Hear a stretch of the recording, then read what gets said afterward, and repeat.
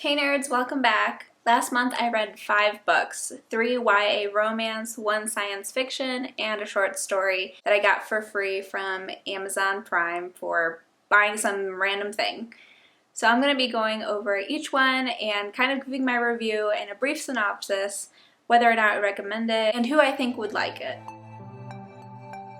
Starting off with science fiction, I read Dark Matter by Blake Crouch. This is a book I got from Book of the Month Club about 2 years ago, and it took me a while to get into it. I think I started it 3 or 4 times, and each time I got to around page 50 and I would get bored and just kind of leave it and walk away. But finally, one of my friends read his book Recursion and said it was really great, so I decided to give it another try. Little did I know that it only took about 20 more pages for me to actually get hooked with 2 sentences. The entire story hinges on the idea of a multiverse. Our main character, Jason, is a really intelligent physicist who ends up meeting the love of his life, Daniela, and gets her pregnant. He decides to give up his passion for science and create a family with her instead. But in a different universe, he decides to continue on his path with physics to get a distinguished award and basically abandons Daniela to kind of deal with her art and her passions by herself. Eventually, this other Jason decides that he's not happy with his life, and he tries to find a different universe where he made alternate choices that led him to being with Daniela. Ultimately, he succeeds and swaps places with our original Jason, and the rest of the story is our original Jason trying to figure out how to get back to his actual world. If you're a fan of the multiverse and love that idea in general, I highly recommend reading this. It's really fast-paced, and it has a huge twist at the end that even I didn't consider. I honestly would give this 5 stars and would reread it in the future. The second book I read was a free book that I got through Amazon Prime, and I'm pretty sure I got it from making a purchase of something else. If not, then I got it through Amazon Prime First Reads. If you have an Amazon Prime subscription, you can sign up to get a free Kindle ebook every single month through Amazon First Reads. They usually have like 8 to 9 books that you can pick from, and there's a variety of genres.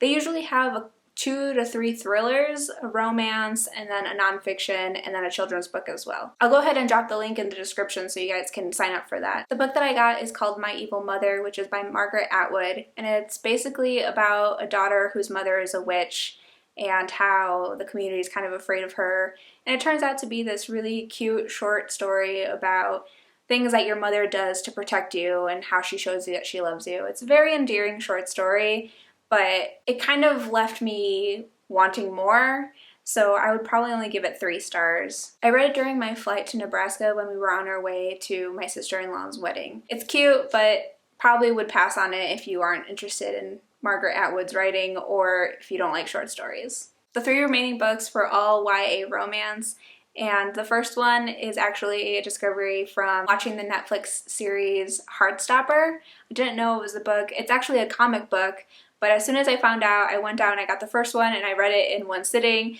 I'm gonna get the 2nd, 3rd, and 4th volumes probably today, and I'll end up reviewing those in the next video. Basically, it's a story about 2 boys who fall in love and they go to an all-boys school. Charlie has known he was gay since he was younger, and everyone at school knows that he is gay, whereas Nick is kind of discovering who he is and learning what all these feelings mean. Eventually he acknowledges that he's bisexual and he's willing to have a relationship with Charlie, but the whole story is so cute. Heartstopper is honestly probably my new favorite series, and I absolutely fell in love with the main characters. I also read a lesbian YA romance called She Drives Me Crazy by Kelly Quinlan.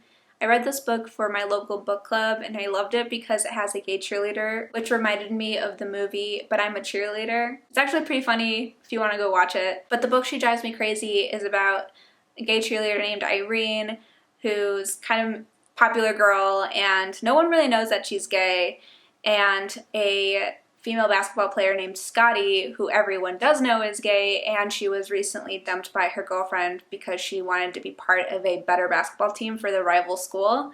So it's essentially the enemies to lovers trope with fake dating to real dating as well.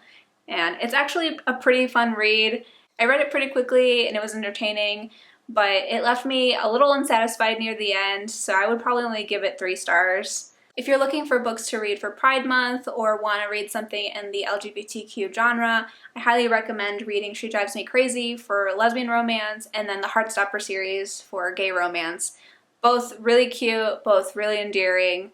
Loved the story, loved the characters, and they're really relatable, even if you're straight or bisexual or trans. Honestly, there's a little bit of everything in there. The last book that I read was The Library of Lost Things, and I think this was recommended to me by my old badminton coach from high school. I liked this book, but it was also a book that kind of left me unsatisfied. Darcy is our main character. She loves books. She works at a bookshop, but she's kind of introverted. She doesn't know who her dad is, and then she's keeping this huge secret from everyone, which is her mother is a hoarder. There's a lot of descriptive stuff in there about hoarding, so if that's a trigger, probably not a good choice for you. But the overall story is supposed to be romance between her and this boy named Asher. It's basically her not letting him into her life and exposing her truth to him, which is her mom's a hoarder and she doesn't know who her father is. Over time, they kind of overcome those obstacles and she lets him get closer. But I really would say that it's more of a love story between her and her mom, more so than her and him. I felt like the romance between both of them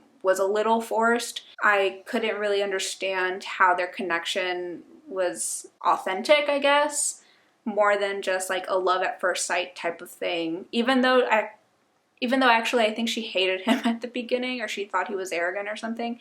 Anyway, I wouldn't recommend that as a go-to YA romance. There are plenty of other ones that are out and popular now that I will probably be reading in the month of June, so stay tuned for that. Otherwise, those were all the books I read. I do want to read way more next month. Hopefully, I can achieve my goal of getting 14 books done to stay on track to read 100 books this year.